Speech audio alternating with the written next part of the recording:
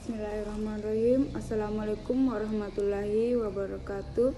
Perkenalkan, nama saya Lisa Rahmi, NPM 2011071006. Baiklah, pada kesempatan kali ini saya akan menjelaskan tentang sistem reproduksi pada manusia. Yang pertama, pengertian sistem reproduksi. Sistem reproduksi adalah suatu rangkaian dan interaksi organ dan zat dalam organisme yang dipergunakan untuk berkembang biak. Sistem reproduksi pada suatu organisme berada di antara jantan dan betina. Sistem reproduksi pada perempuan berpusat di ovarium. Reproduksi pada manusia terjadi secara seksual. Artinya, terbentuknya individu baru diawali dengan bersentuhnya sel kelamin laki-laki, sperma, dan sel kelamin wanita, sel telur. Terus yang kedua, jenis-jenis alat reproduksi. Nah, di sini ada dua alat reproduksi laki-laki dan alat reproduksi perempuan. Yang pertama kita bahas alat reproduksi laki-laki. Alat reproduksi laki-laki terdiri dari alat kelamin bagian luar dan alat kelamin bagian dalam. Alat kelamin bagian luar terdiri dari penis dan skrotum, sedangkan alat kelamin bagian dalam terdiri dari testis, epididymis, vas deferens, prostat, vesika seminalis, dan kelenjar bulbouretral. Lanjut, alat reproduksi wanita. Alat reproduksi wanita juga terdiri dari alat kelamin dalam dan alat kelamin luar. Alat kelamin bagian luar terdiri dari lubang vagina, labia mayora,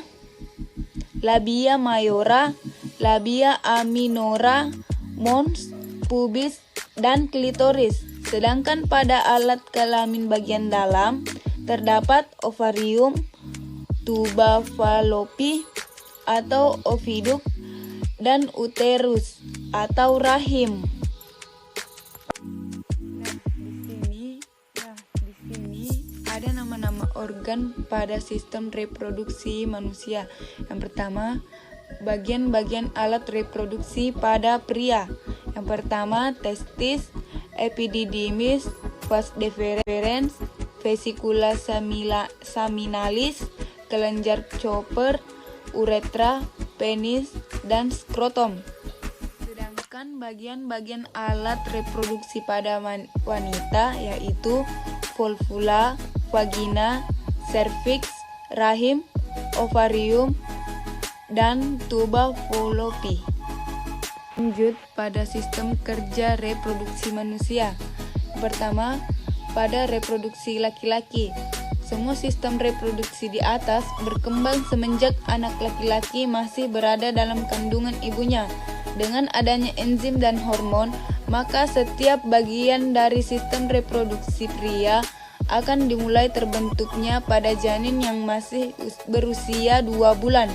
Pada saat mengalami pubertas, maka sistem reproduksi pria secara penuh akan mengalami proses pendewasaan sampai seluruhnya aktif. Terus yang kedua, pada reproduksi wanita. Alat reproduksi wanita akan matang dan berfungsi secara normal biasanya pada saat wanita tersebut masuk akil balik, yaitu pada umur sekitar 18 tahun hingga 12 tahun. Apabila wanita mengalami haid untuk pertama kalinya, maka tubuhnya sudah mengalami proses produksi sel telur yang dapat dipenuhi oleh sperma pria. Pembuahan itu bisa menyebabkan terjadinya kehamilan. Baiklah, terima kasih atas kesempatan yang diberikan kepada saya. Lebih